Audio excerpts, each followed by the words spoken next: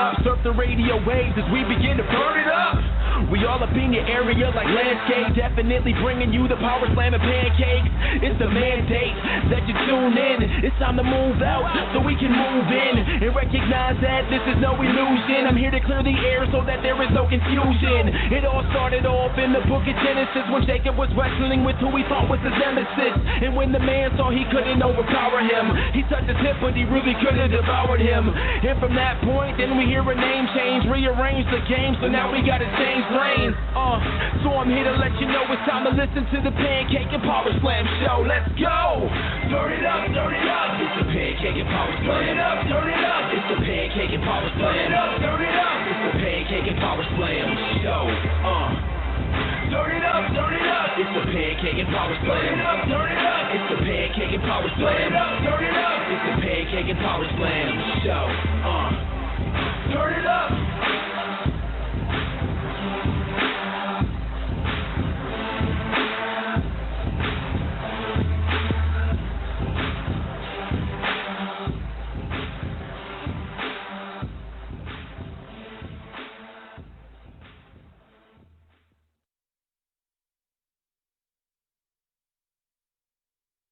You are now listening to the Pancakes and Powerslam show by Crave Wrestling on Blog Talk Radio.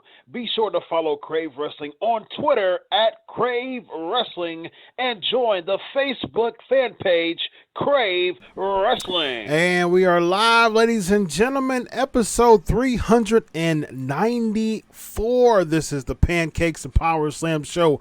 I am Chris Featherstone. I am ready to bring on one of my favorite guests in the planet.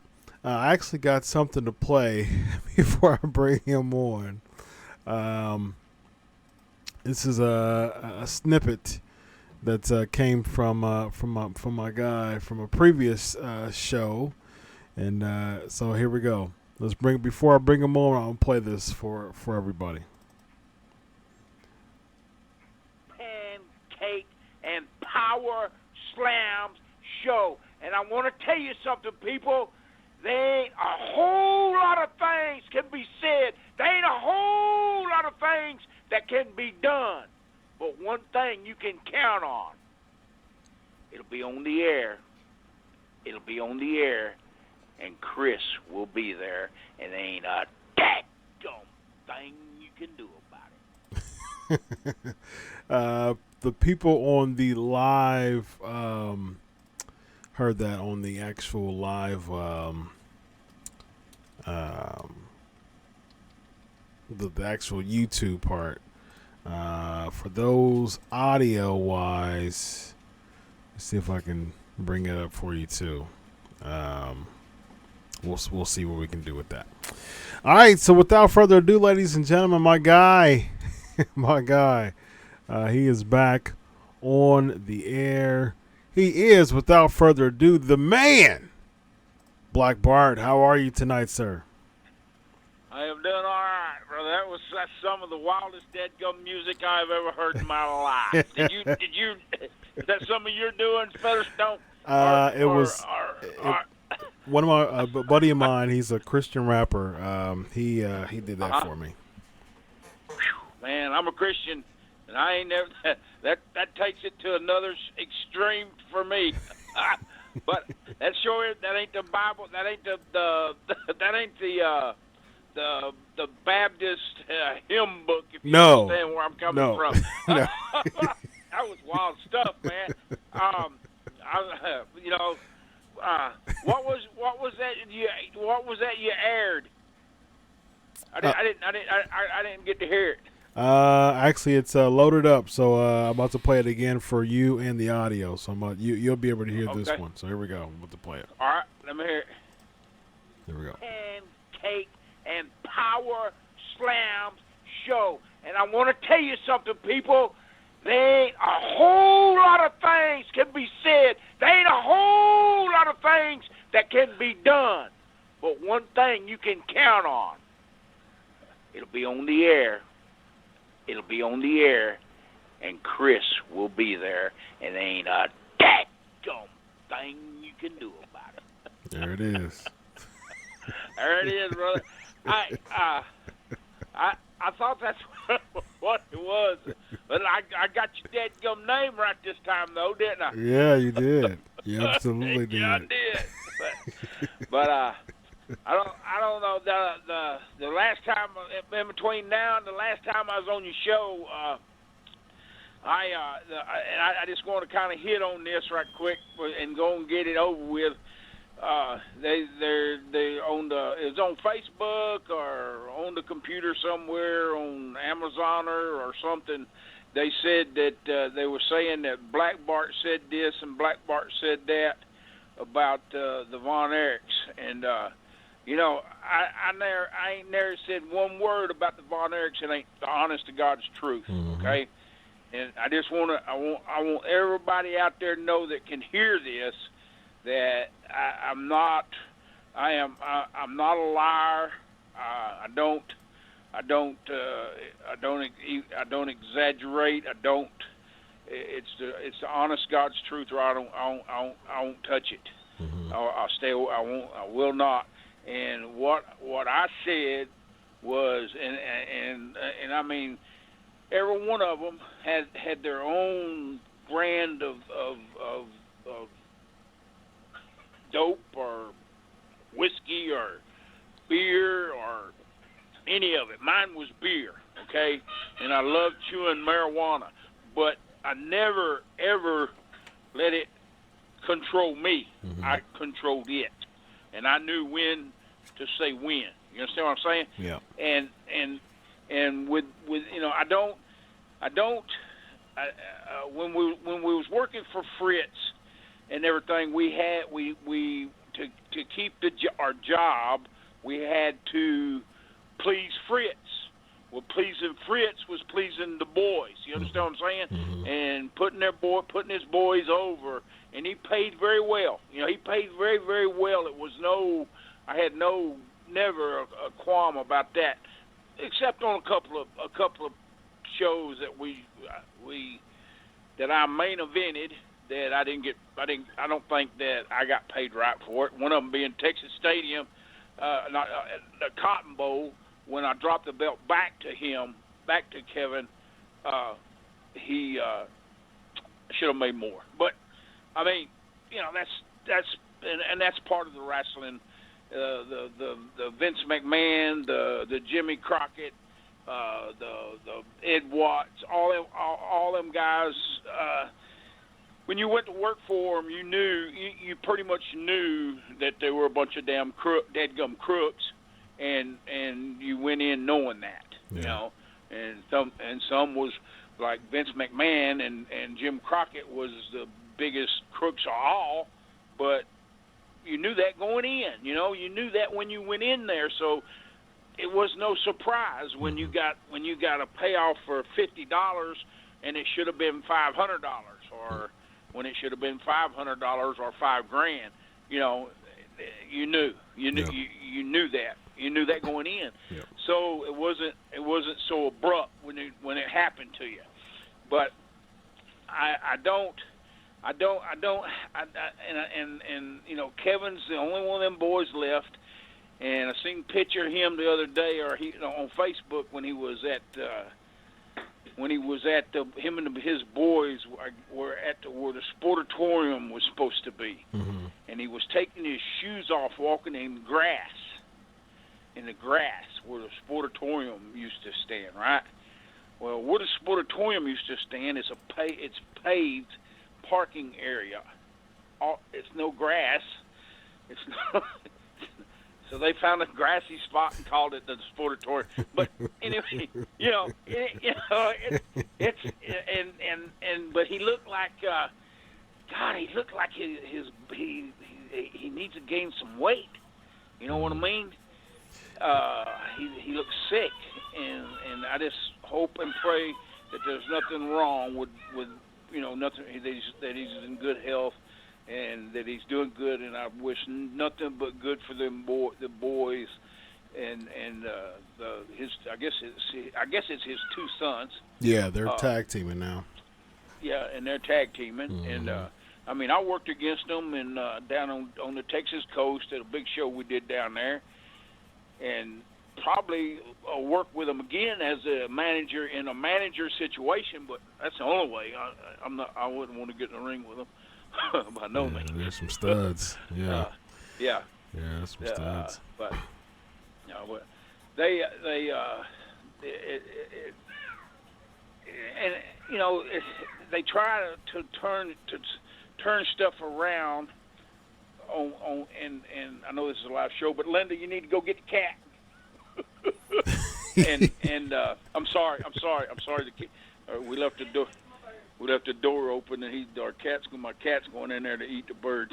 Oh, ain't a daggum thing the bird can do about it. Yeah, ain't a daggum thing the bird can do about it neither. But it's hard, it's hard to talk to when you're trying to explain something that I know what went on. Because I was eyeball to eyeball with it, not just with Kevin, but with Kerry, real close and personal. And I was good friends with David, and but the other two I had to fight, and it was a fight, every night. And when I dropped that belt back to him, it was the most glorious thing. I said, I felt better when I got it. Better when I lost it than when I got it. Really? Yes. Why is that? The pressure? I'm saying, man, I'm so you either when you're in a situation like that, and the territory was deader than a hammer. When I come back the third time from the Carolinas, I come back, and George Scott was the booker, and George Scott was friends with the guy that trained me, John Shaw, and he drops the world strap on the top of your belt at Real Rogers Coliseum and says, "You're the champ." Mm-hmm. And I said, "George, I ain't done." He said, "You're the champ." I said, "What do you?" He said, "You're the only guy I got." I was hot off of Atlanta TV, and that's worldwide. That's worldwide. It aired everywhere. He said, "You're it," and dropped the belt and said, "We're going to rebuild this territory." And this is after the Freebirds and Michael Hayes and the Von Erichs no-showing everybody. We had to start rebuilding, and we rebuilt it. I don't know if I told you, but when I got that belt, they were averaging about $2,000 a night, and they was wrestling 7 days every night, 7 days a week. Within 6 months after I got the belt, them same shows that was getting $2,000 or $3,000. We was averaging 10 to 15 grand every night. Nice. You understand what I'm saying? And that's 7 times that, and that ain't including, the Sportatorium, and big show every week at Real Rogers Coliseum. Them all went way up. And I had support. I had one of the best supporting cards underneath cards. Maniac Mike Davis, Tommy Lane. Oh yeah, I remember Mike Davis. They were the RPMs, Buzz Sawyer RPMs, and Matt Bourne. Mm-hmm. And Matt Bourne, that was the Doink. tag team things going on. Yep. And Doink. I didn't know late in his career that he was Doink. Ain't that something? Mm-hmm. Yep. And he was in, he was, didn't he go against Steamboat in one of the WrestleManias, I think it was? Like WrestleMania 2 or something like that? I believe it was, and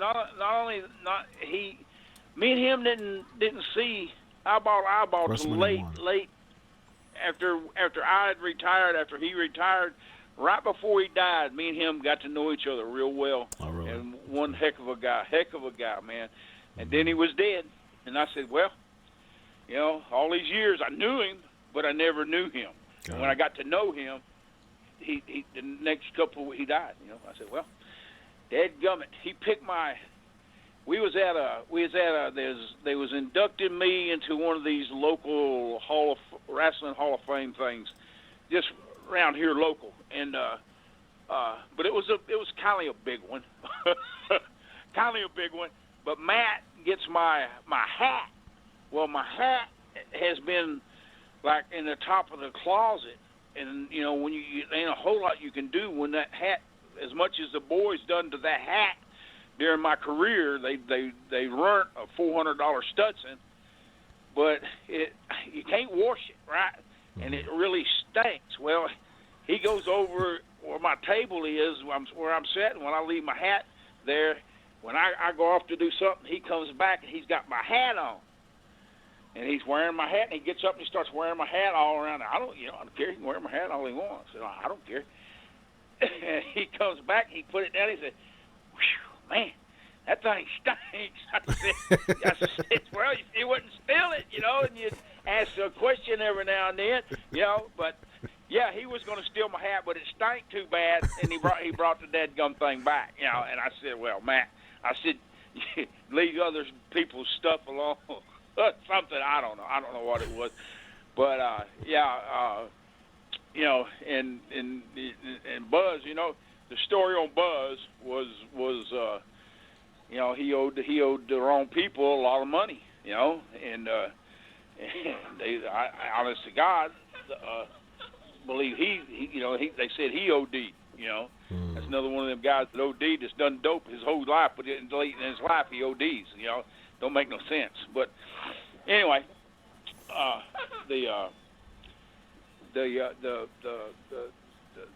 me and Matt Bourne was good friends, brother. Real good friends. Doink the Clown. Yeah. Doink the Clown. And I honest to God thought that was Doink the Clown was a local guy, not local, but from the Doink that I thought was Doink was the dude from San Antonio, Wolf, Dusty Wolf. Well, there's there's been like a few of them. I know that Bourne was one of the. I think even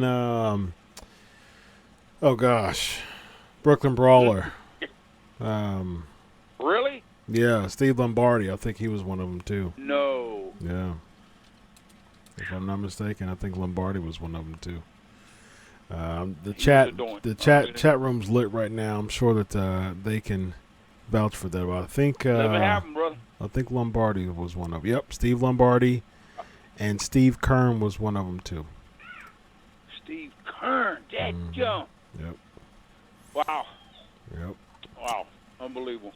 And Ray Apollo after Bourne left. Well, what did Vince do when Bourne? I know him and Bourne had a falling out, right? And then he just started bringing in his own doinks. Yeah, Ray Apollo was after Lombardi. Now WrestleMania 9, when they had that illusion thing, when they were just kind of like looking at each other, WrestleMania 9, that was actually Steve Kern. And then I got one for you. I know you said something about the room is lighting up or something, but I want to throw something in real quick that just happened on Raw. I guess it was on their pay-per-view, their last pay-per-view. Hell in a Cell. Talking about clown. We're talking about clowns. Well, that the Mike Rotundo's son, I guess. Yeah, the Fiend. Bray Wyatt. Yeah, Ray Wyatt. I never thought that I would ever see somebody get hit in the head with a sledgehammer and make a comeback. That's the funniest stuff, brother. There ain't nothing to talk about professional wrestling. He piled piled chairs on him, piled tables on him, piled ladders on him. Now, they just stick this stuff under the ring just in case the guys need it. But anyway, it's part of. I know it's part of the show. Yeah. But the 20-pound, 16-pound sledgehammer, and he swings it like a baseball bat. Yeah. And I just watched it again a while ago. And before he can get down and get out of the ring, the monster is grabbing him. Now, understand, brother, that they think it's a demon. It's not a real man. Mm-hmm. Hell, it ain't. It's a real man. They don't, come on, I 43 years in this business, and what Blackjack Mulligan rolling over there is great, brother. No. Ronnie Bass is this kicking, trying to kick out, brother. You know, and you know, what are they doing? What are they doing to our business? Yeah. You know, I spent my entire career, my entire life, fighting and defending professional wrestling, and he's swinging from the bleachers and hitting the guy in the head with a sledgehammer. Yep. He just pops right back up, too. And then before the dude gets out of the ring, he's making a comeback. Yeah. Drop down, one tackle, get it again, brother, because that is unbelievable. Yes. Okay? Yeah. They did it. Yeah. They finally did it. And it ain't never been done in professional wrestling. A guy gets nailed, swinging straight down, laying on the mat with a 16-pound sledgehammer, and he gets up and makes a comeback, puts an abominable claw in the guy, and he's down selling. The dangest thing I ever seen in my life, brother. I have seen some stuff in my career. Yeah. But that was the dangest thing that I have ever seen in my life. Yeah. And I screamed brutal. when it happened. I said, "No, they didn't do that." You know, but they did. Yeah. They did. Yeah, they did. So, okay, nothing in professional wrestling is sacred. Nothing. It's true. Not a thing. True. Not a thing.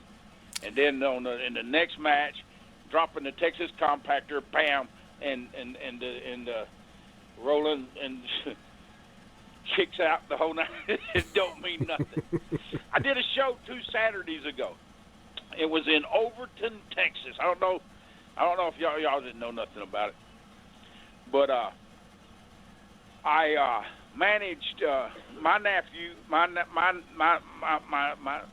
I guess he would be my great nephew or whatever, but anyway, he's kin to me. He's Black Bart Jr., but he's not my son. He's Black Bart Jr. And a dude named Chris Young, Cowboy Chris Young, and there was probably 50 or 60 people there, and we went out there, and I mean, they had a heck of a match, tore the place down, tore it up, went out there, started getting them back and forth on the mic, and broke off into Black Bart, and just had one grand I had such a good time, it wasn't even funny. And nice. and said, "Dadgum, I still got it," you know. Yeah. I said, I still got it, brother. And it scared me sometimes walking around the ring and what may happen or what could happen, you know. Mm-hmm. But you know, everybody has nothing but respect, you know. And even in the sticks of Texas and East Texas, they respect me. You know, they have a great deal of respect for me. Yeah. And it was shocking. Yeah. You know, it was shocking. Yeah, it was. And it was shocking. It was shocking to me that, you know, the response, you know, the from the crowd. And it was wrestling. You understand what I'm saying? Yeah. Yeah. It was wrestling. It wasn't 20 guys over there standing on the ground outside of the ring, and one guy standing in the ring. All of them looking up there and saying which way he's going to go, which way he's going to go. And the big dude jumps over the top rope. He hits maybe 7 of them, but 30 of them fall. Did you hear me, brother? That was the biggest son of a gun. All 30 of them fell. It's the domino, like and dominoes. Hit. Domino, yeah, it was a domino effect. I said, man, oh man, oh man, and that got me. That got me too. Yeah. And I don't think it was on the same show, but it was on Raw. I think, I don't know. Yeah, that's typically how it is. They just everybody just fall down. And another thing, the draft. Mm-hmm. Let me get this out the way. The draft, brother. And I don't want to. I'm not trying to stooge anything off, but everybody knows it's a work. Everybody knows that them shows are Raw. They got the Raw crew. They got the SmackDown crew. Mm-hmm. Yeah, they got the NXT. They're all right there. That each and every one of them are work for Vince McMahon. Yep. And they're doing the draft, brother. Mm-hmm. Now, how many don't know that they all work for Vince? Right. Everything has to go through Vince. I don't care if it's 300 miles apart. Vince has a final say so in everything. Yep. But Sure and there's Stephanie reading the first round draft, second round draft, third round draft, and I'm going. And okay, after the first round, nobody gives a rat's ass about who is on SmackDown and who is on Raw, except for the people that own Fox and own USA. They care. They maybe they ain't smart. Yeah. I mean, to the business, everybody else is, but maybe they ain't. No, they don't know anything about it. But they don't know anything about it. There you go. Do you think, in your opinion, do you think that it's they're like trying to say it's too much like football? Well, they're What the trying. deal is? See, with the Fox move, they're trying to integrate like a sporty type of feel. That's the reason why they're having like the actual Fox commentators to kind of, have a little say so in it. Mm-hmm. Which I doubt that most of the people even watch WWE. Haven't watched it since probably like the days of Hogan and Andre, but they just don't know. Yeah, it's. But it's just, and it don't shock me no more, guys. You know, the things that we did, we were we were gods to the business compared to what they're doing to it now. You know, they're just taking it and trying. I guess they're gonna suck all the life out of it. Yeah. All the work, all the even the guys now that are putting in and saying, I want to keep it real, I want to keep it right, I want to protect the business, and then they do, silly stuff like that. Yeah. Like they're showing on millions and millions and millions of people are watching. Yeah. Thank God it was just thousands when I was wrestling. Boy, man, I don't know. And God love them, man. I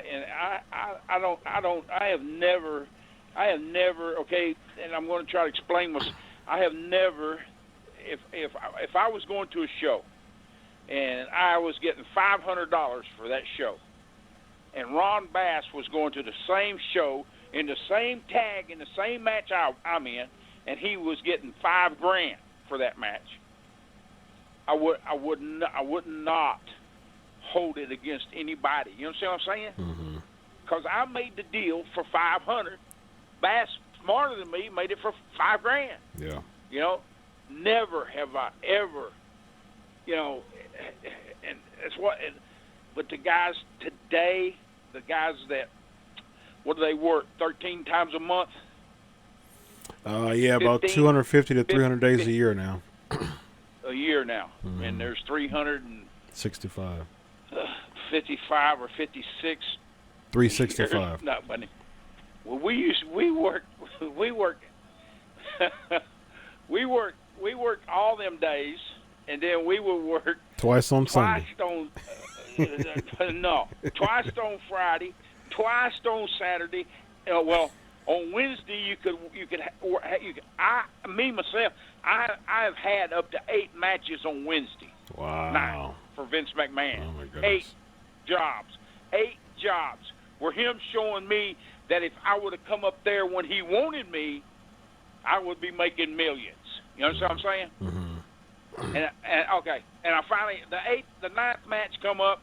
Earl Hebner, Dave Hebner come running back there. Bart, you can't get undressed. Well, I shot, that middle finger went up, and I said, get that to Vince McMahon if you can. I ain't doing no more jobs in this building. Yeah. Like 8 didn't already kill me. Right. You understand what I'm saying? Right. Yeah. You know, not the matches. I got done 16 matches. The jobs, Yeah. putting guys over. At least up there, the guys that you put over, it was believable. You Yeah. understand what I'm saying? If they wasn't saying that it was just entertainment, back then it was just entertainment. It's not sports. Mm-hmm. It's not really fighting. It is just entertainment. It is entertainment. Yeah. And I said, well, Yeah. that Yeah. entertainment hurts like you won't never know. Yeah. Let me tell you. And every morning I get up, I think about that phony ass wrestling that I can't hardly get up out of bed. You understand what I'm saying? Because I got to make sure my left leg works, my knee, my ankle. I got to feel and make sure everything is working. Everything's still there. Yeah. And then I thank the good Lord to let me stand up and walk out of my bedroom. Amen. That's my morning. That's my story to my morning. Amen. Every morning, I thank the good Lord for everything that he's done for me. Yeah. And I thank the good Lord for giving me one more day. I can raise Hayden and play with my Hayden. Yeah. My Hayden's my grandson. Yes, I remember Hayden. Close Yeah, I enough remember you Hayden. can hear him. All right, so I got a couple questions for you before we go. Just All right, some short PG answers of. All right, we'll start with Lexi. Asking, what are your thoughts on the abrupt change from Eric Bischoff to Bruce Prichard being executive director for SmackDown, and what do you think that will mean for the brand?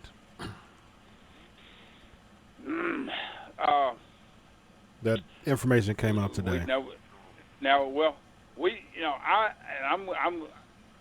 know Eric's mind and his thoughts about pro wrestling back when he was just taking over WCW. Mm-hmm. Okay. Now, if you take that Eric Emery is no replacement for Bruce Prichard. Okay, not in the least, because he did not know one thing about pro wrestling. Not one thing about pro wrestling. Okay, they taught him everything he knew, just like they taught me. They taught Prichard, but no, he wouldn't. He couldn't even hold him a light. Sorry. Not only to know he didn't know talent. He didn't know how to handle talent. He didn't know nothing about talent. He told me that I would be nothing but a jobber. Okay, and I went on to hold almost every belt they had, plus all the rest of the other territories belts. But that was my experience with Eric Bischoff. He is, and after he got going and he learned and everything, he learned how to cut your throat from ear to ear. And I would tell him that to his face too, because that's the honest to God's truth. And he can't hold the preacher in not one iota. Okay. Sorry. This ain't my nothing is this one question, this one quick answer with me. I'm sorry. No, you're good. You're good. I'm sorry. All right, so last question. Last question from Daniel here. Since you brought up the screwy Hell in a Cell finish, what do you think about WWE selectively enforcing or not enforcing their own rules and not protecting finishers like they should? Okay, what, protecting finishers? Yeah, like the actual finishes of matches. It was a ref stoppage in a Hell in a Cell match, which is supposed to be no DQ. Right.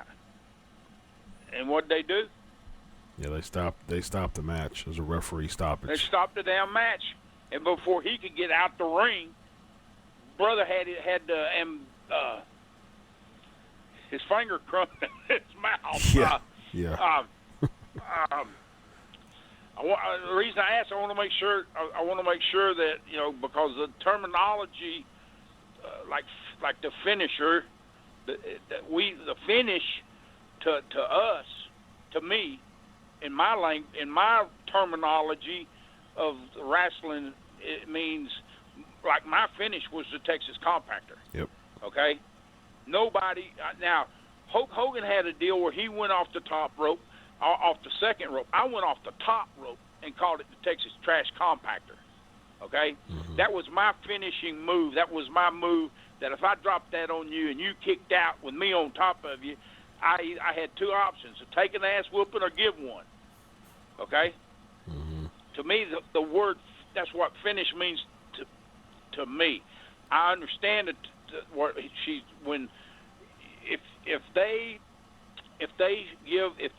It's a rule. In other words, this is a no DQ. You can get a truck and drive over the top of this guy, and we ain't gonna stop the match. Right. Right. Exactly. Hits him in. Brother gets his hand raised, but he's down with the getting. He's the one getting beat, and the other dude's he lost the match because they stopped the match and give it to. See, that's called making the rules as you go. Yeah, exactly. You understand what I'm saying? Exactly. That's called making the rules as you go, and that way their butts are covered. Well, now weird. for what it's worth.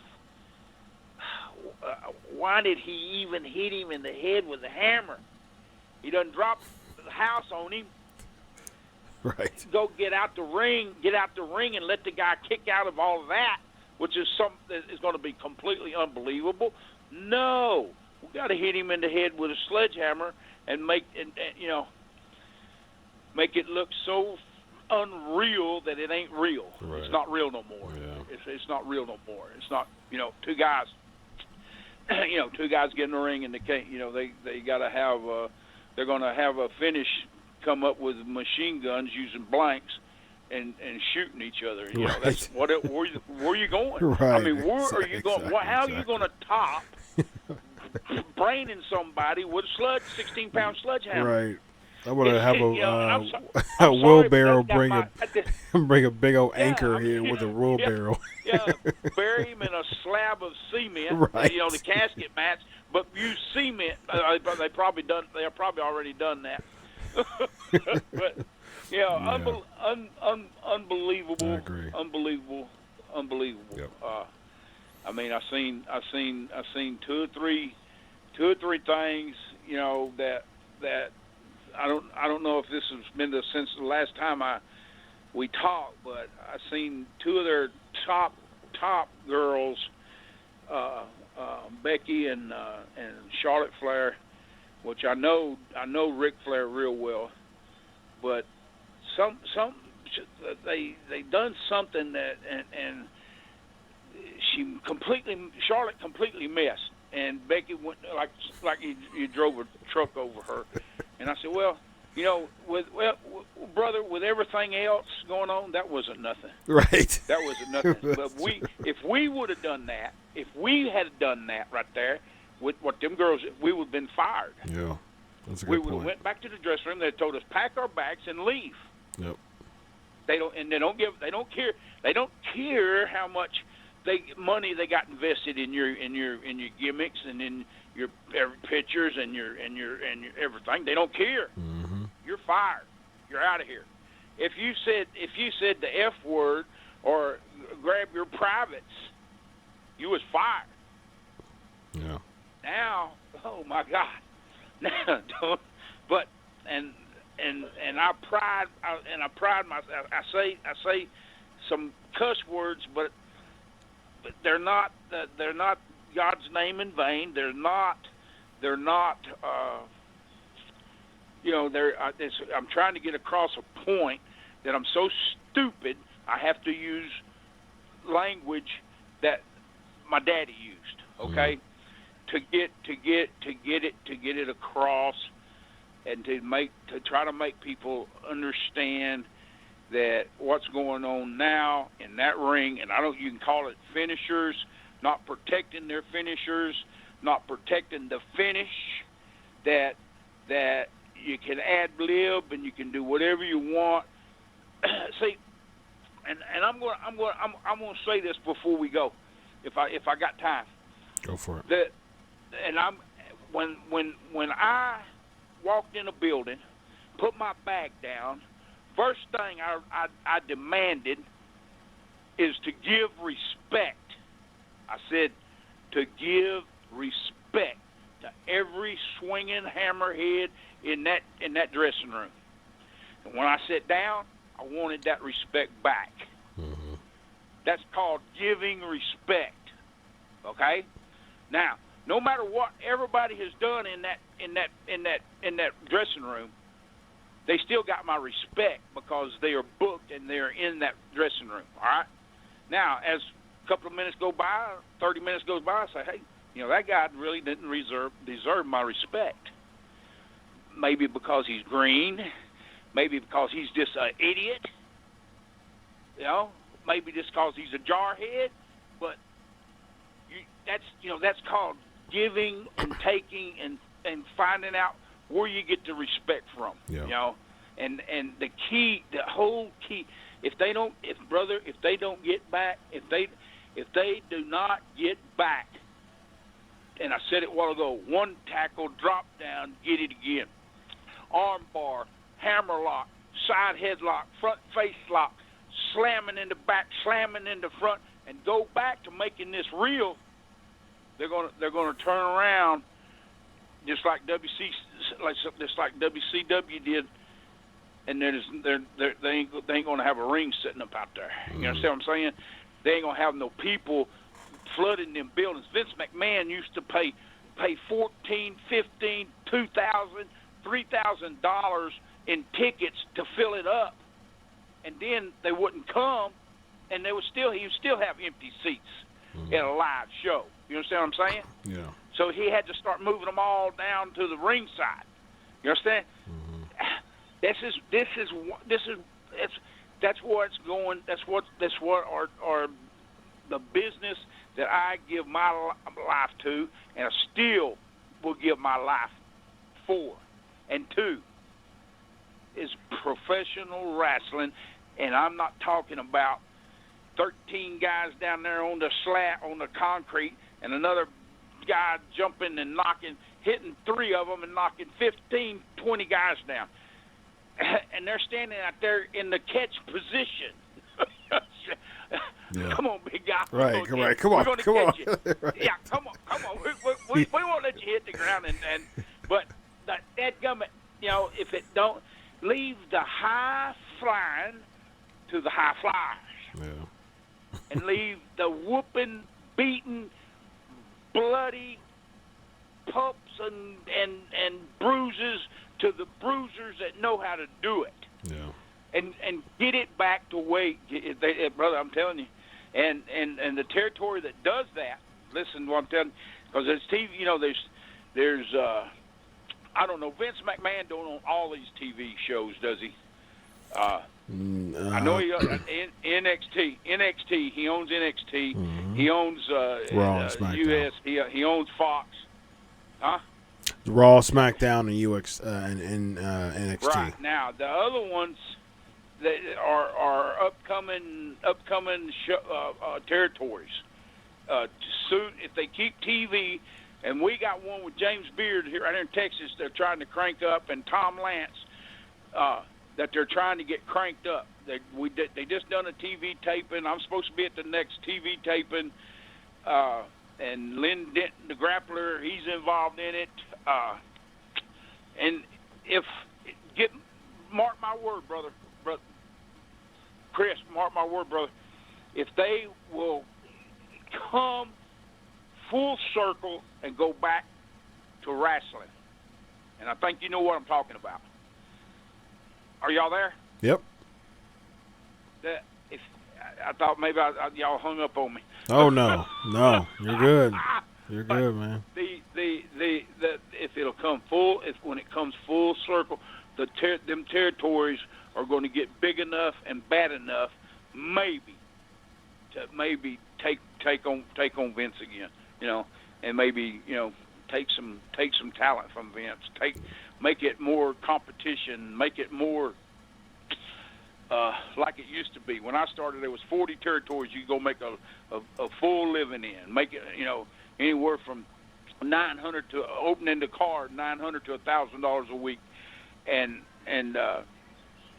now that ain't no money, but back then that was good money, Mm-hmm. Yeah, there's still some money for me. I know that's for sure. And I don't mean to rant and rave or anything like that, or sound like a maniac or anything like that. I don't mean that by no means. I'm Black Bart, and I got feelings too, and I love everybody and I respect everybody until they disrespect me, put the hands on me, put the hands on my family, put the hands on my dogs and my cat, and then they got me to deal with, and it's very, very cut and dry. I love pro wrestling, okay? Absolutely. And when they bury me, they can put that on my. I love pro wrestling, but I love my God first. Okay. Amen. Amen. I just don't. I don't know. I don't. I mean, I don't really want to cut no dadgum interview. I don't want to because it seems wasted. You understand what I'm saying? Mm-hmm. It seems to me like the way our business is going, that day and that time is past, is gone. Unfortunately, it's gone. I mean, unless something happens that turns our business the way it should be, and turn our business back the way it ought to be, and guys that love and respect the business. I'm sure some of them guys do, brother, but there's more than not. There's more that all they're caring about is how much money is getting sent home and how much money I'm getting every night. That's true. And I've been there, and I know what I'm talking about. I got money. I got cash money there at the show, and I got that at least that much sent home. Mm-hmm. Okay. Yep. Every night, but it's hard. It's this. It may not be in my lifetime, So, there's no. Chris, Chris, I love you and I respect you, and I have nothing. You have helped me get my feelings out. You understand what I'm saying? Yeah. Instead of just sitting here bottled up, not being just talking to my wife and Hayden and you have helped me get my voice out there, and I know that people are listening when I see it, feedback on Facebook and feedback on the Twitter thing, and I know I'm getting somebody's hearing me. You understand what I'm saying? Yeah. Somebody is still hearing me. Okay. Yeah. I just gotta, and can I give? I want a guy with a podcast show. Does that make sense to y'all? Mm-hmm. What's a podcast show? Yeah. He's been on there for 20 years. Okay, he sent me a message wanting me to go on his show, and I think it's because he heard me on this show. Nice. Are you with me? Nice. He heard me on Pancakes and Slams and Pancakes. he heard me on this show. He wants me to go on his show, come on his show. Oh, nice. And he had a list of everybody that's been on his show, and it's been for 20 years, and he's with Twitter and all this. But I'm real bad with with my phone. I don't know how to operate the thing. All right. And I lost his number. So, brother, if you're listening and you want me to come on your show, call me or let me know. I use your show, Chris. I'm sorry, brother, but I don't know. I usually don't allow that, but you're my guy, so you could promote that. So you're good to I'm go. with you, brother. Anytime you want me on the air, brother. You know, all you got to do is give me the nod, and I'm give me the football, and I'm ready to run with it. Amen, I'm sorry, sir. I took up a whole hour, brother. Oh, you're good. You're good, man. Well, it's been a pleasure, and ain't a dadgum thing you can do about it. Hey, you're gonna get that in there anyway, ain't you? I tell you what, Chris. You know, I've been around the world 3 times, brother. I've been around the world 3 times. I was going to go again, and the doctor said, "Hey, Bart, you can't go." And I said, "Hey, Bart, guess what? There ain't a dadgum thing you can do about it. There it is. I love you, Chris. I love you back, my friend. Have a good night. All right, brother. All right, bye-bye. All right, you too. Bye-bye. Oh, man. You got to love him, man. You got to love him. Bart is that's my guy, man. That's my guy. And the dadgum thing you can do about it. Oh man, I'm really happy that I'm able to really keep the love of professional wrestling from someone like Black Bart. You know what I mean? Guy's in his 60s. He's got a family. He's got grandkids that he's raising up and just a life of his own, and I'm happy that I'm able to keep his interest and his love for professional wrestling alive, and that really says a lot. I really appreciate that coming from him. All right, so we got to zoom because of that we only have like 45 minutes left, but it's all good though. I really enjoyed it, so it's all good. Yes, Daniel, my finisher now is called the Slam Cake. I love it. The Slam Cake. All right, so let's jump into these headlines then. So without further ado, ladies and gentlemen, you know what time it is. I need a bumper sticker that says, "I mark out for pancakes." I like it. That's funny. All right, so let's do this. Let's do this without further ado. You know what time it is, ladies and gentlemen. Headlines. Here we go.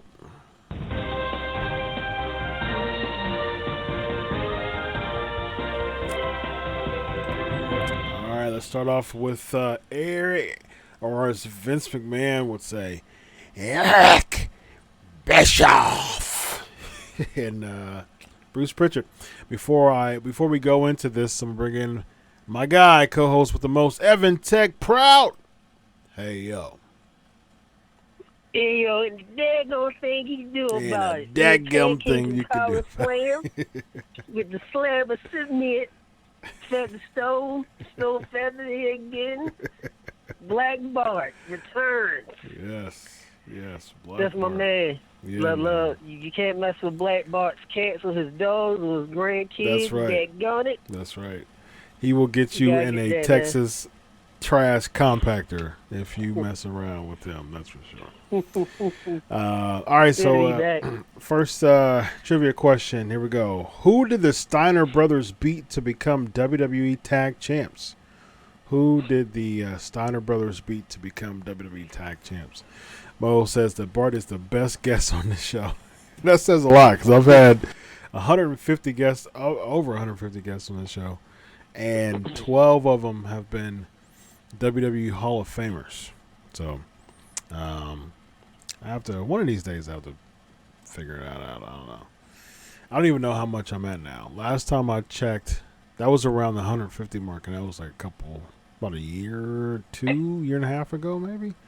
So, yeah, it's been a while. So, you know what, PNP Nation, let me tell you,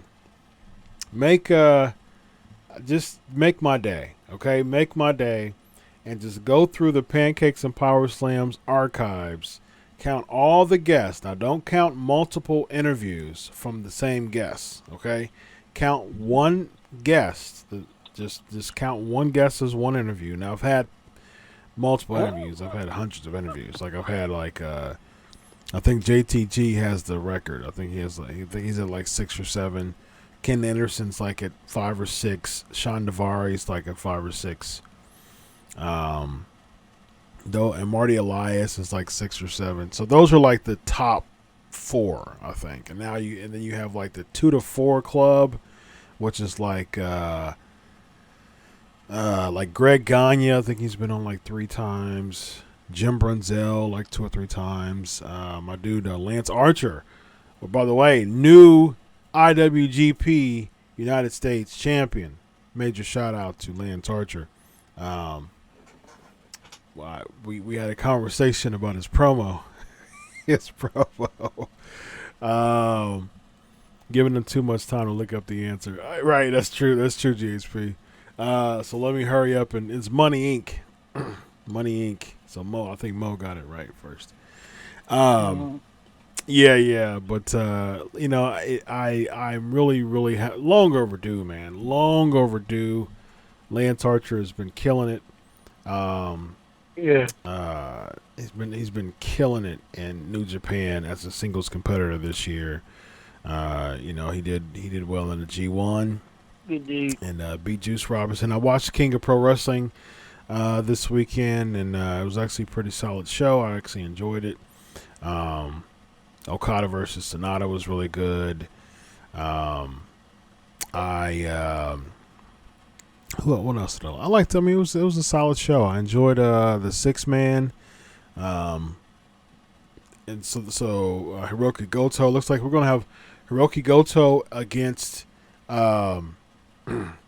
Switchblade Jay White, who beat Tetsuya Naito at Destruction. I saw that match too.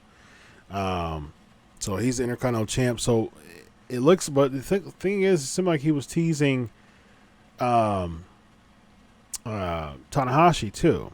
So I'm interested to see how that title match is gonna be. Looks like we're gonna have for the Never title is gonna be Kenta versus Tomohiro Ishii.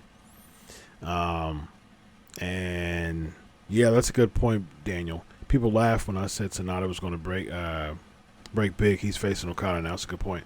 Because he was him and Okada, like both of them. It's funny because both of them were grossly underused by TNA when they were there, and now they're main eventing New Japan King of Pro Wrestling, one of the biggest pay-per-views in New Japan throughout the year.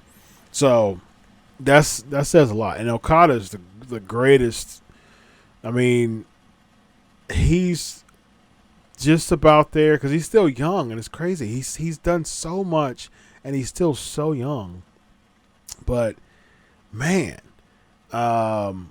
he's going to go down as the greatest IWGP champion of all time, and that says a lot. But he's done so much at I think he's like 32, something like 31, 32. He is 31. He'll be 32 next month. That's crazy. 31 years old. And he has been IWGP champion for the longest combined. He's been there 5 times, won the G1 Climax twice, New Japan Cup twice, including this year. Wow. Number 1 in top 500 PWI. Match of the year in 2017 and 18 with Kenny Omega. Feud of the year 2017.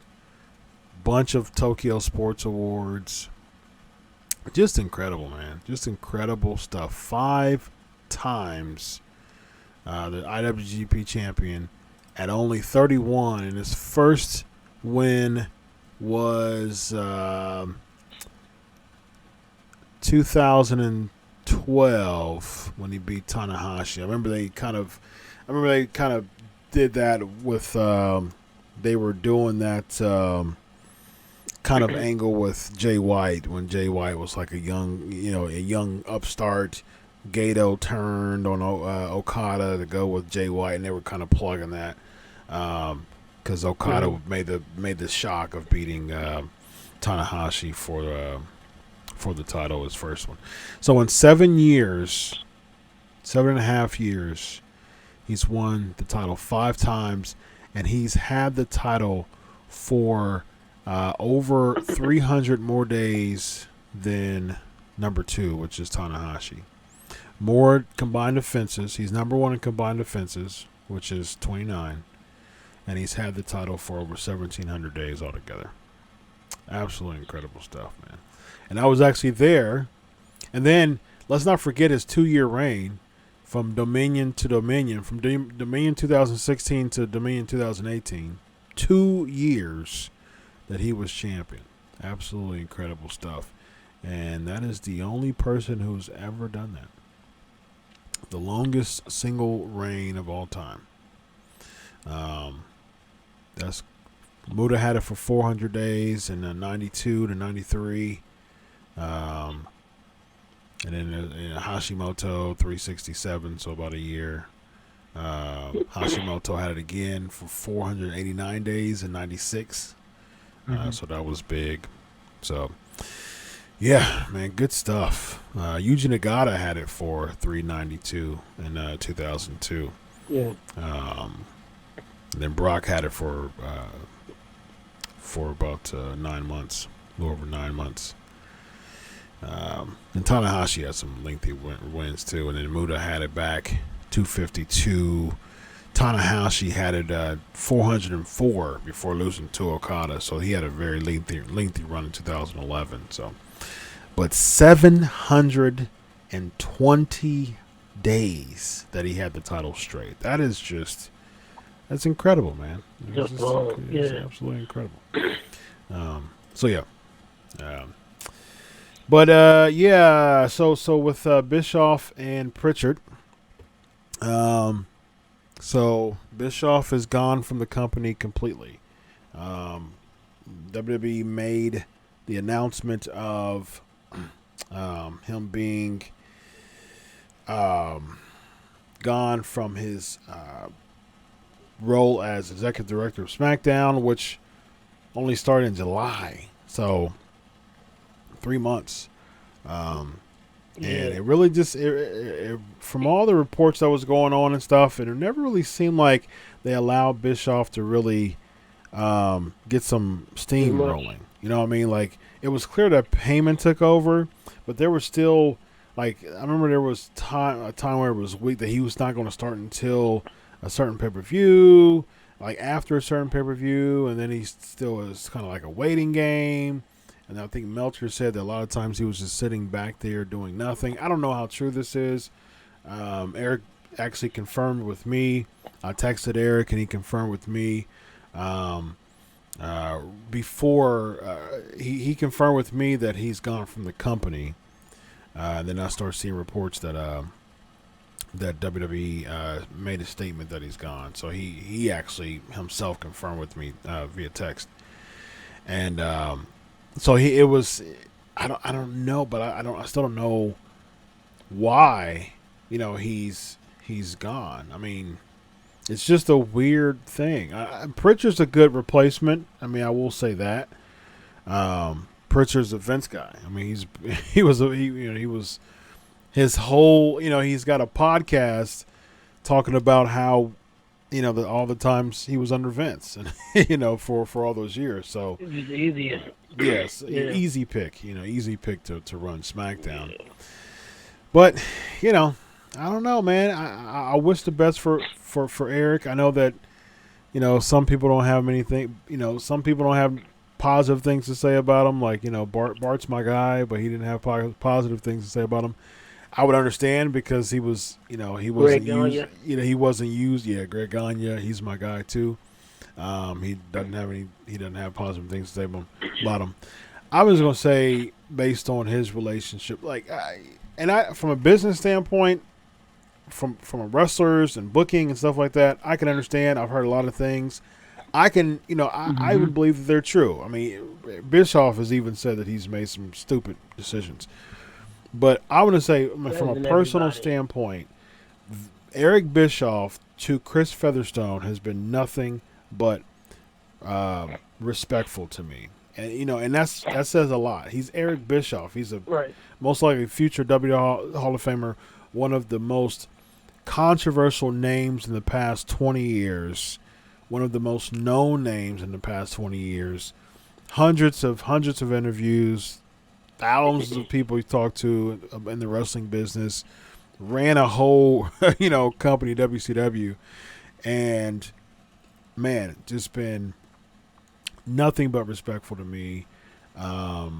Crazy. It's crazy that he's always quick to answer my text.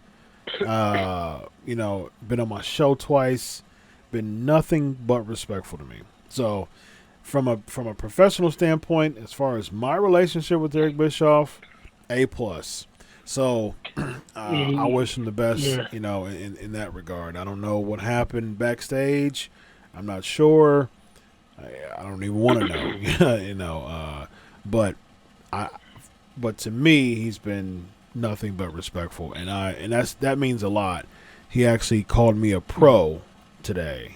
He said, "Thanks for reaching out. You're a pro," is what he said, and that means a lot, man. He didn't have to say that. I respect the heck out of him for making it known. To say that about me. So that says a lot to me as a journalist. So I appreciate that. So best wishes to Eric, man. I'm sure it definitely wouldn't surprise me if AEW tries to rack him up. You got MLW around. You got NWA killing it now. So there's plenty of jobs. I mean, Eric Bischoff even said that he lives in Wyoming and he rides his motorcycle and rides his horses. Like, he's used to the country life.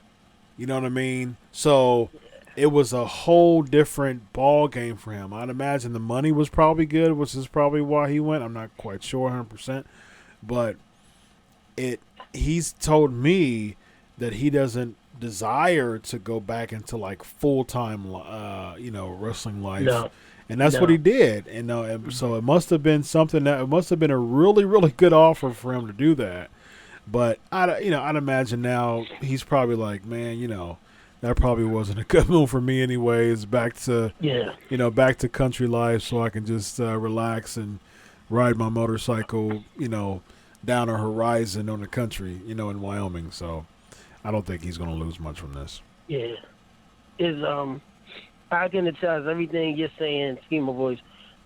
Everything you're saying, Chris, is legit. We talked off air. I've seen the text. I finally was able to get back a hold of him today.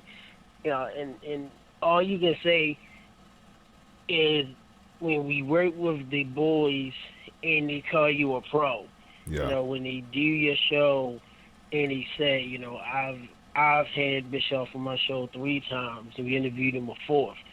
And talking with him and his wife, and and then working with him at a show with Conrad when he was saying Baltimore and a few other times, and he knew you by name just like he knew myself, and he called you a pro then. And Bischoff is not a phone person. Right. He's like Stone Cold.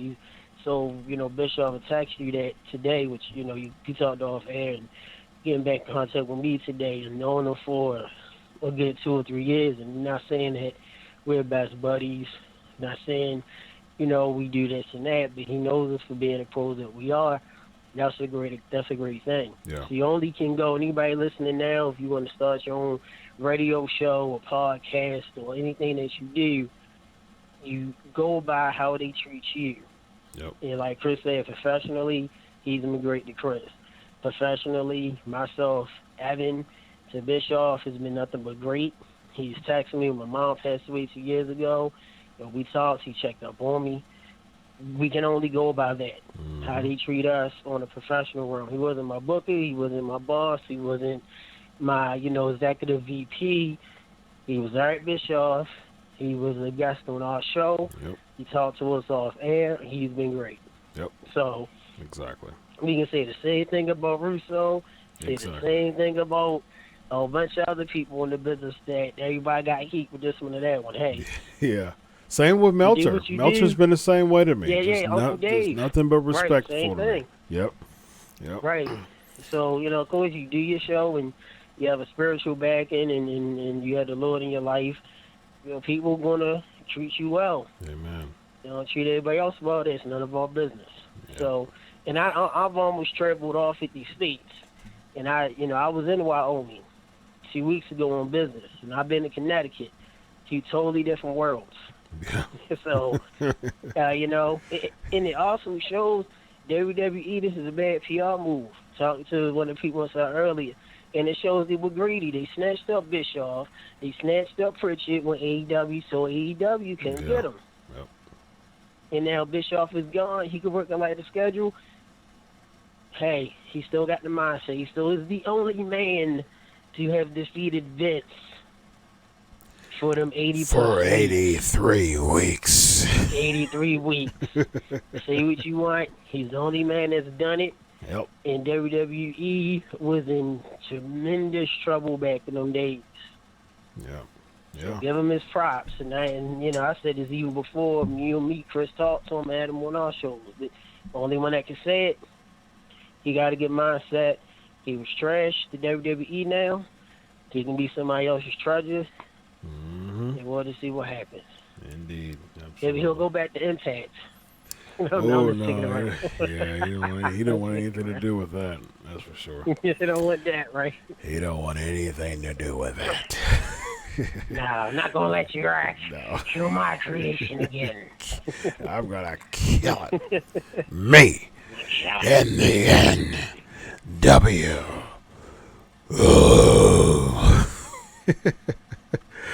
All right, so Kanellis, man. Kanellis. So he asked for his release. Well, it was kind of. It wasn't really an ask for a release. It was kind of like I regret signing a 5-year contract to renew it. He just renewed it a few months back, and he was like, I'm not gonna show the tweet because I think he uses profanity in it, but I'll read it though. I'll read most of it. It says, I'll read it. It says, today I asked for my release from WWE. All right, so there you go. He did ask for his release. It wasn't. I don't know if it's granted. There was some talks that it was. There was some rumors that it was granted, but he just signed, and they didn't even grant Luke Harper's when he publicly asked for his release too. But they did. They did grant Sean Spears and Kenta. So, or Hideo Itami at that time, but yeah, it's just weird. Yeah, I agree, Huddle. I agree, Sports Huddle. I don't understand why he thought things would change now he wants out. I think it was a family move. I'll read the tweet. I don't think he thought that though. I don't think he thought it was going to be like a big shift because he made it because he re-signed. I think it was more of a I think at the time he knew that they were expecting or were trying to, produce another child. So he did it for his family. So I'm going to read this real quick. Today I asked for my release from WWE. I want to thank everybody in the company who has helped me out and who I have shared a locker room with. I love you all. I've been with the company for almost 3 years, and I am incredibly grateful for the opportunity. However, it is time for me to move on. I'm only 34 years old, and I feel I have way too much left in the tank. Working 1 day a week is just not going to cut it for me. I came to WWE to work, and that opportunity does not exist right now. I re-signed with the company back in June because I thought it was what was best for my family, and maybe from a financial standpoint, it was. But I quickly realized that bringing my work frustrations and misery home with me It's not good for my family, and I no longer want my daughter to constantly see me come home defeated, sad, and angry. So basically, that's the catalyst right there. That is the reason why he don't want to be with WWE no more, and rightfully so. It's not fair to her or my wife. Being a pro wrestler was and is my lifelong dream, and I'm just not ready to give that up yet. I wasted 4 years of my life addicted to drugs and not caring when I should have been having the best matches of my life. Now that I'm clean, sober, and motivated, I want to have those 30-minute matches. I want to travel the world and wrestle in front of UK crowds. Why didn't you just ask Vince to be a part of NXT UK? German crowds, Japanese crowds. I want to feel the love, and it's kind of sound like a Death Day promo now. I want to feel the love and the excitement wrestling once gave me. I also want my daughter to be able to see me wrestle, baby. I want her to see her daddy work for his money, not like the textile workers who had a computer come and kick him in the butt and say, "A computer took your place, daddy." That's hard times. Back on to the tweet. I've never been okay with just collecting a paycheck. And I can't in good conscience tell my daughter she has to work her blank off to get ahead in life. Then I do it myself, baby. It sounded like a Dusty promo for a while. I don't know what the future holds, but for the first time in a long time, I'm hopeful and excited. Thank you to everyone who has ever supported me and had my back. I love you. Daniel said, Dusty voice, consider this if you will. Sports Center doesn't feel bad for him. You know, it's one of those things. I can understand why, but it's just WWE is just flooded with talent now. You know, I will say this every single week. Apollo Crews needs a push, and I will continue to say that because I think so. I think he should. Maria commented on herself too. Commented on it as well. She said, number 1, family first.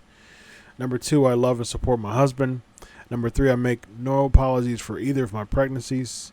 Number 4, Mike never went to rehab, nor did WWE pay for it. Number 5, Mike's addiction was from about September 2013 to July 2017. So that was her.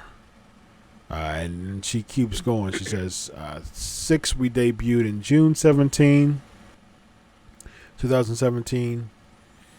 7, he never took time off. 8, I have not asked for my release. 9, you can unfollow me at any time if you don't like it. Okay. Yeah, whatever. That's irrelevant. But she has not asked for a release. So, supportive of her husband, but she wants to continue to be in the WWE. So, there you go. Kind of like Dean Ambrose and Renee Young all over again. So, yeah. And then he was in some controversy with Leo Rush. I don't know why he did that. And I'm loving that these comments are coming on the chat room. The chat room is lit tonight. You guys are awesome. See that Patreon right there? Go there. If you're looking at this right now, listen to this. Go there. Patreon.com. Pancakes and Powerslams. So go there. Buy the shirt, as the NWO would say. Speaking of that, Lexi, give me your shirt size. You just made the list. So, matter of fact, let me give Lexi a shout out because she's a part of the 3-month clan. If you have the top tier for 3 months, you get a free shirt. So, congratulations, Lexi. You just made the list. There you go. I think with Mike Bennett, I think his best move going back to Ring of Honor. I agree. Or going to NWA. Yeah. I like. Both of those are good, and MLW too. Yeah, both of those would be great. Yep. Yeah, MLW as well. So he got options, man. Alexi Express always a great supporter, and I gotta add, can't say it last week, but Jericho's promo AEW was great last week. Yeah, it was one of the best promos I've seen in a while. So shout out to Jericho. Definitely. Great. That was hilarious. So yeah, he gets into it with Leo Rush. Leo Rush is happy that he won and said he's the best cruiserweight champ.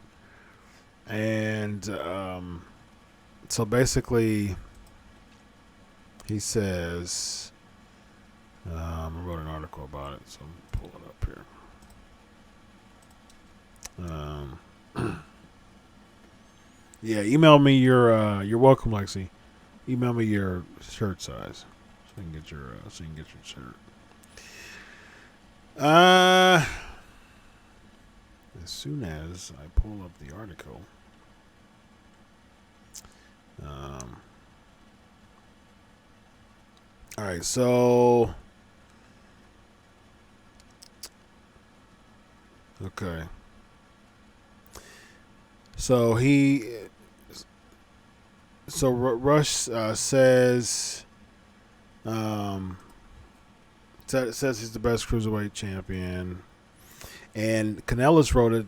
Now the comments deleted.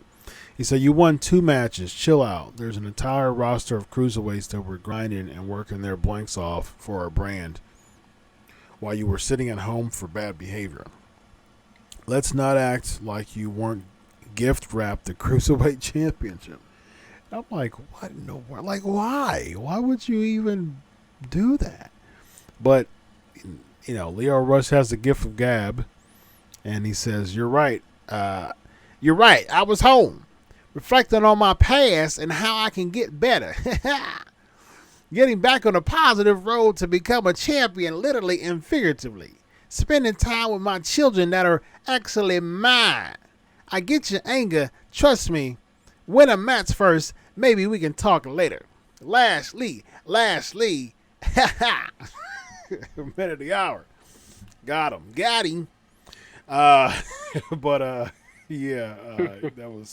He got him for sure. All right, so we should be talking about Tyson Fury right now. Real quick. $15 million payday. My man. And there it is, Gabriel. My man. Alonzo said the pressure was spot on. Thank you. That was great. So, let me see who reported it. 15 million, man.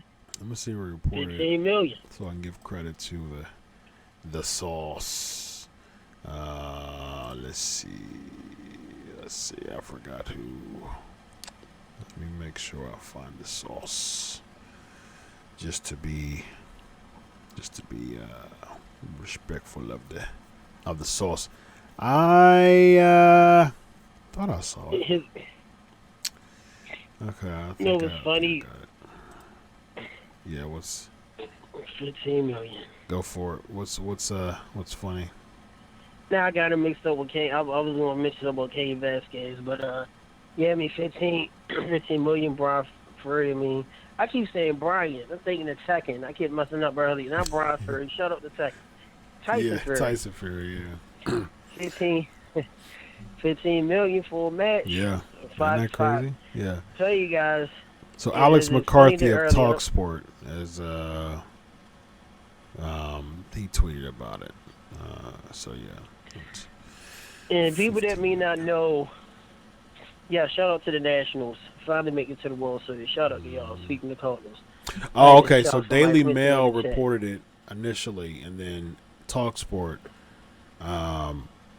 was told that, quote, it's in the ballpark. So yes. So yeah. It's you get a match, 15 mil, at the taxes you straight. A lot of fans earlier, on my show earlier, and traveling, we talked off air. People were mad while they be using Tyson Fury and Kane. You gotta understand something. When all people were fans, Fox lost the deal for UFC to ESPN. Fox got to get them that MMA fans back and get the air quote fans that like boxing and MMA. So they use Tyson Fury and use Cain Velasquez. So, I mean, I think it's cool. Tyson Fury doing a lot better job in promos than Cain. Yeah. Cain Velasquez. Yeah. So, Cain Velasquez, I don't know, we need to press one for English and two for Spanish, because his first promo was in Spanish, and on that first one show early, well, might as well say last night now, if you're on the East Coast, was in English. So we don't know what language he going to speak now. Yeah. But, I mean, happy for him. People get mad, hey, you do it too. $15 million for one match. Yeah. Yeah. I mean, you, Do it. right. Exactly. You yeah. Please. Why would you, anybody would accept $15 million to work one match. I mean, come on now. That's silly. And he's not even a wrestler. He's a boxer. But yeah, next question. What did Jerry Lawler call EC Dub? EC Dub. All right, so let's get to okay, so I need to watch WWE Backstage and I need to watch Power. I didn't watch Power yet. I was actually at the gym during Power, and I came home and had to get prepared for the show. So I'll be watching Power probably at the gym tomorrow morning. NWA Power. Yes, NWA. Power. You got to say, no, you actually got to say NWA Power. It's like, why do you have 3 R's? Like, it's a weird concept that you have 3 R's. I don't know. I just think it's weird. Like, I think you could, I like NWA Power, but NWA Power.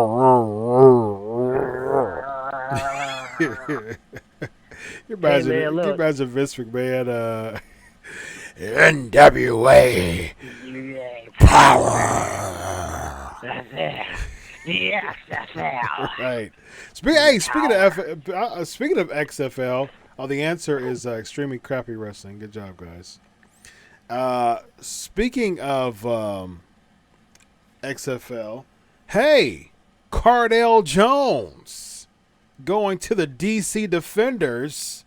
Shout out to Ohio State's Cardale Jones, one of the best quarterbacks in recent Ohio State history. Came in and just whooped Wisconsin, whooped Oregon, whooped Alabama. Boom! Here we go.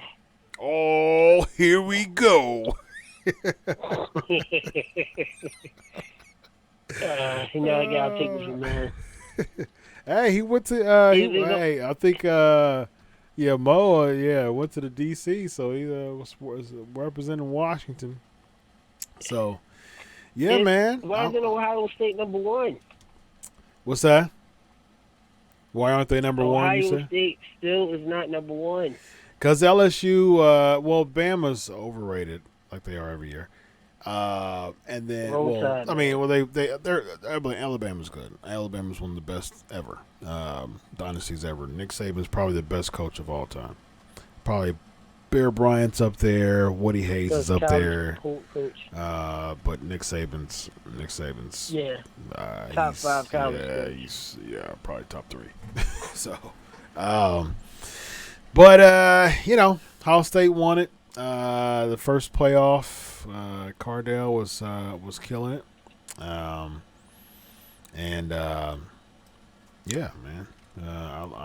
I'm very, very happy that Cardale has an opportunity to play for the XFL. He didn't make it. I think he got drafted to the Bills, and I think he tried in the Chargers and the Seahawks, but yeah. What's funny is with the XFL, they release the salaries. The XFL rookie quarterbacks, at the end of the day, is making more money, the rookie quarterbacks, than the ones in the NFL. I'm not talking about the first round draft picks. But some people in the XFL is making more money if someone starts from the NFL. Mm-hmm. So that's going to be hilarious. Yeah.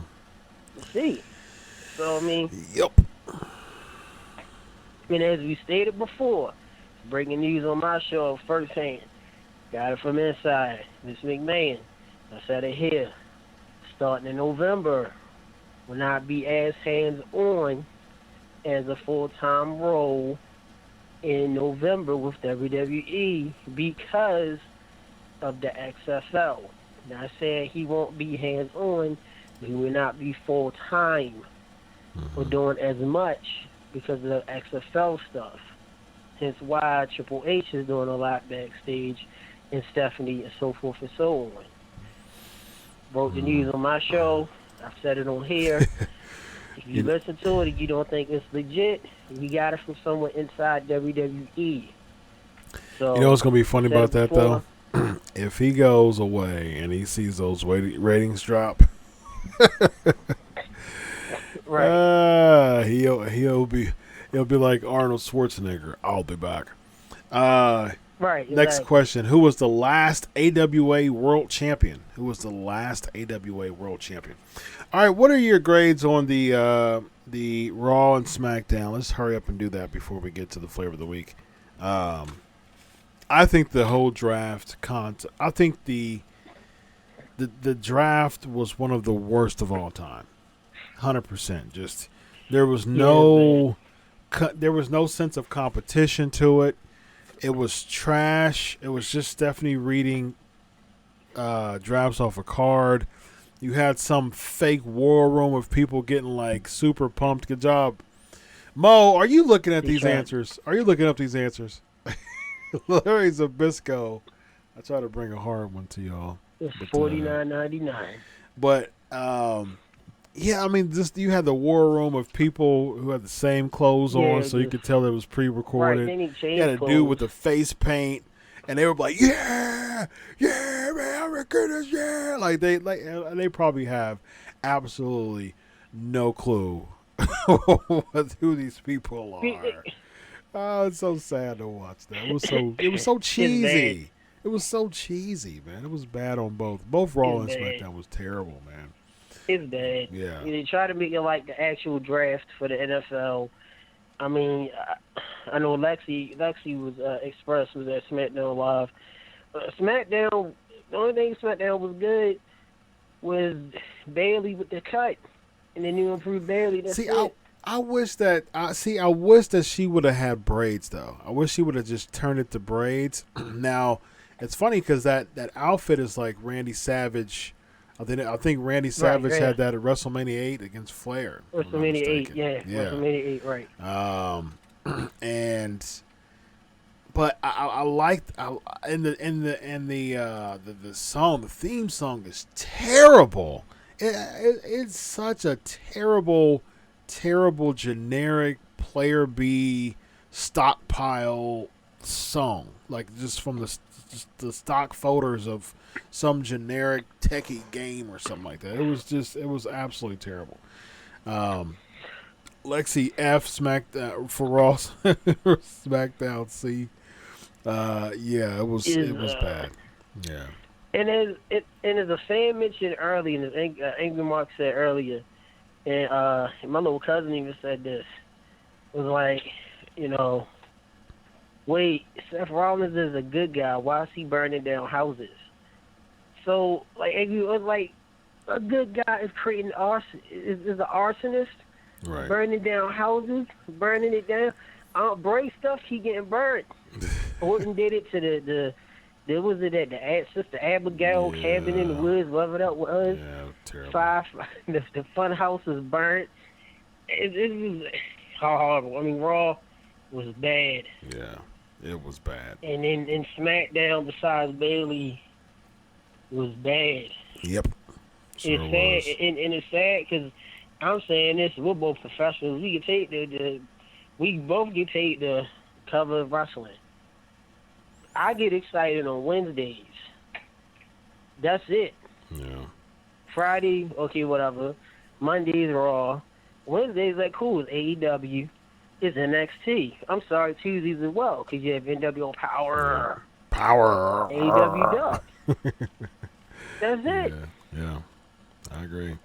And that Firefly Funhouse segment at the end of Raw, like, people are crapping on it. I can understand why people are crapping on it, but I think people don't understand the dynamic of, like, Scared Bray compared to The Fiend. Because I watched a couple interviews of him staying in kayfabe and talking to, like, a local Fox stations, like, before the shows. And he did a fantastic job. He did such a dope job staying in kayfabe. It was super dope. But he was talking about, like, he was weak and he doesn't have confidence in himself, and the Fiend, you know, he's a fan of the Fiend because the Fiend is like the Fiend is like who he wished that he was. He wished that he had the confidence and things like that. So Seth Rollins beating up Bray Wyatt makes sense compared to who his character is. If you if you watch those interviews and he stays in kayfabe. So him doing that, it made sense. Like, if he beat up the Fiend, that would be a whole different thing. But him actually beating up Bray Wyatt for who Bray Wyatt is and his character, it made sense to me. So it wasn't. I didn't really crap on that as much as everybody else did. But by that time, though, Raw was just so bad. It's basically, there was a couple shifts. Basically, the draft was, we'll keep everybody where they are, except for couples. Like, so like, we'll move Braun over, but we want to make sure that Andrade and Charlotte's here. We want to make sure that Carmella goes with her boyfriend on SmackDown. Yeah, her boo bear. We want to make sure, right? We want to make sure that Aleister Black and Zelina Vega stays on Raw. So it's like, when has that been the concentration of wrestling? Like, we're gonna draft to make sure we're gonna make sure that all the boyfriends and husbands and wives, we gotta stay on the same show. We gotta stay with you gotta stay with your boo bear. You know, yeah, exactly. Yes, Gabriel, you get the comment of the night. Yep, you get the applause for Gabriel. He said the 2019 couples draft. Couples draft. Couples draft. Yeah, Daniel, when I saw Almas on Raw, I thought, oh, here comes Black soon. So basically, you have to think about that every time we have a draft now. So if Carmella gets drafted first over to Raw next, we're going to see Corey Graves go over. Or if Vega go over with Andrade, Aleister Black's going. Or if we get Aleister Black go first, Andrade's going to go. And it just... The move. The most said Real Housewives of WWE. Yeah, that was funny too. Yep. All right, yeah. On a funny note, just imagine, hypothetically, if there was a draft in 1990, 89, 90, and imagine if Miss Elizabeth got drafted to SmackDown and Savage stayed on Raw. You know, God darn it, Black Bart, you know that was not going to go down with Savage and Elizabeth. Oh, no, brother, that ain't happening here. Yeah, no, I'm not. I don't, I tell you what, Vince McMahon, that's not going to happen on my watch, brother. Yeah. Elizabeth going to SmackDown, you're going to keep me on Raw? No. She's going to stay with me, brother, yeah. I've seen some people on SmackDown, yeah, they got lustful eyes for Elizabeth, yeah. There ain't no way in the world that Elizabeth is going to go to SmackDown with all those lustful eyes, yeah. Ain't no way. Man, just imagine that. They got lustful eyes for Elizabeth. Yeah. Rusev and Lana stayed on Raw too. Yeah, of course they were. Speaking of trades, I got to shout out to my Baltimore Ravens. Shout out to them. The Rams doing the trade. You know, we got corner. We got the cornerback from the Rams. This was a great trade. We got him. Yep. And then the Rams gave up their 2 number 1 draft picks for the next 2 years to get Ramsey. Meanwhile, my Titans got blanked by a 1-4 Denver Broncos team who only won the second game of the year. But guess what? The quarterback flex. Yeah. What I gotta say real quick? As a result, Joe Flacco. They're benching Mariota now. So. I mean Titans, y'all. Wait a minute. Didn't y'all bench Mariota? And y'all brought in who's y'all backup? Ryan Tannehill. Yeah. Man. Yep. Sorry, brother. That's still more entertaining than Raw and SmackDown. Yeah. The Titans. Unfortunately. Yeah, it's just, it was so sad. So sad. We got lustful eyes for. Oh man, it's so sad, man. Just on a team who only won 1 game the whole year, they shut us out completely. So, all right, ladies and gentlemen, we got to roll. So let's get this flavor of the week going. Here we go. It is now time for the flavor of the week. All right. All right, so let's do this, guys. I'm just going to give me your grade of the first round pick. We got a few minutes left. So give me a grade of your first pick of the draft from 2002 to 2007. Give me your grades on those picks. OT was like A+. When the first pick was The Rock. The Rock. Yeah. The Rock. The Rock was number 1 going to SmackDown. So yeah, A+ for me. Yeah, it was hands down A+. That was the best possible. Taker was the first draft pick to Raw, actually. So, yep. Overall, though, it was number 1 to The Rock. So yeah, A+. What you guys got? 2002 draft pick. Draft pick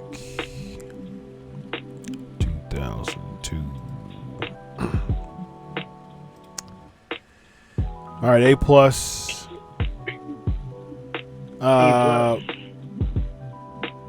For 2002. So we're grading the draft picks for 2002 to 2007. Overall number 1 draft picks from 2002 to 2007. So we're starting with The Rock, which was 2002.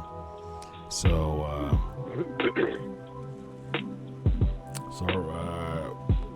give me your grades for The Rock going as number 1 for that pick. So there was not a 2003 draft. Nope. A+ is what it is. Yep. A+. Yep.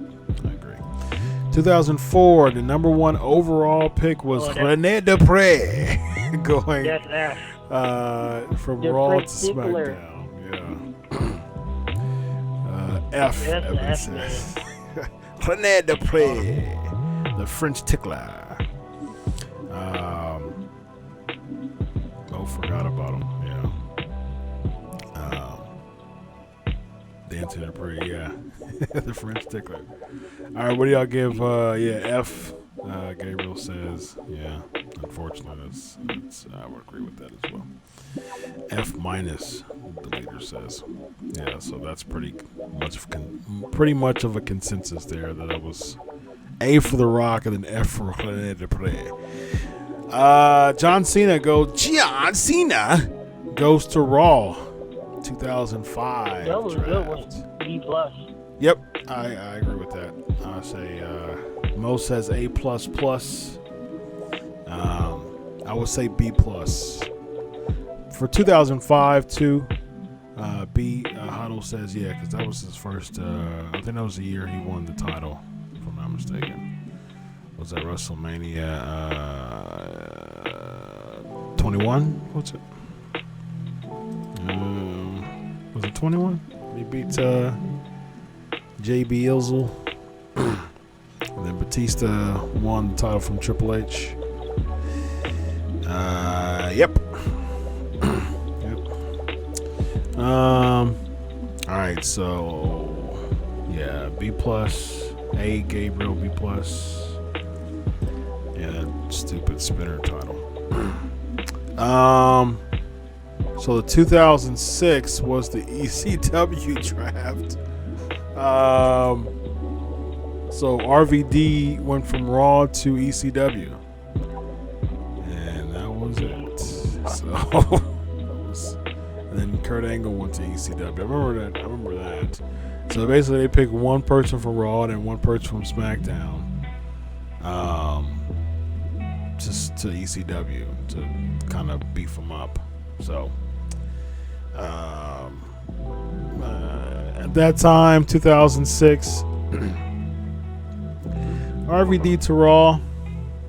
Yeah, because they had the one night stand thing too, so that wasn't too bad. I give that like a B-. I give that like a B-, I think.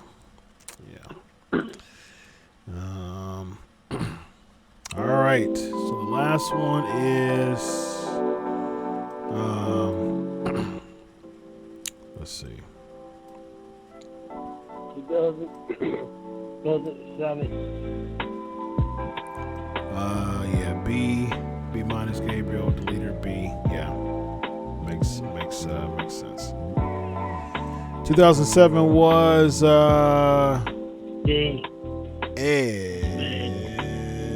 Khali from Raw to SmackDown, and the number 2 was the Boogeyman from SmackDown to ECW. What? I forgot about that. I remember it now how bad that was. Yeah.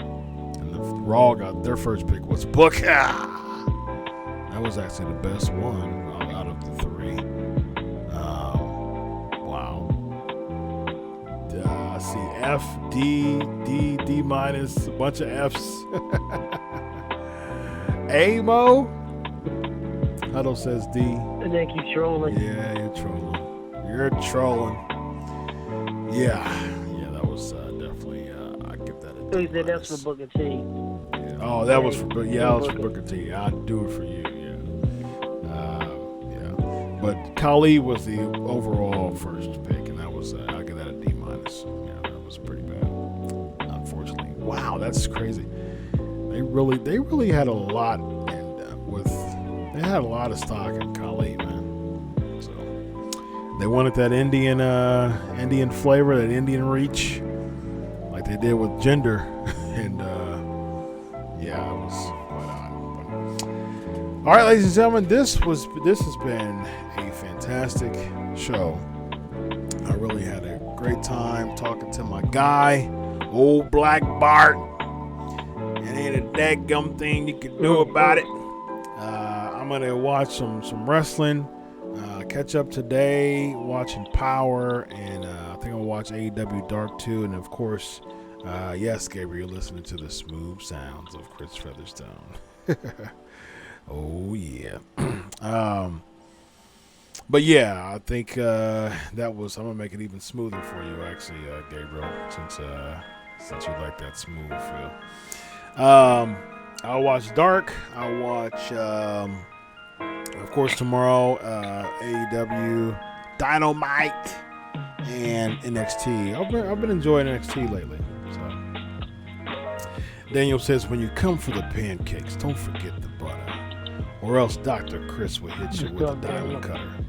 Oh man, what a wonderful comment. that was pretty dope and clever there. All right, ladies and gentlemen, I love it. Hey, listen. I appreciate you all. If you like the show, I'd appreciate you giving something. There's the website down there. Just donate something for us to continue to make some improvements on the site. And we really appreciate it. So got to pay for the hosting and all that stuff. Thank God we get sponsors, but we have some expenses that come around, and I just want to make it more presentable for you all. So I appreciate you all. Appreciate Black Bart. Appreciate Evan Tech Proud on the co-host with the most. As always, 394 episodes in the books. On behalf of Evan Tech Proud, I'm Chris Featherstone. Enjoy your week of wrestling. God bless. Hit that like button, comment, subscribe, and always remember, I'll do it for you. Have a good night, everybody. 90 Peace. seconds. Everybody.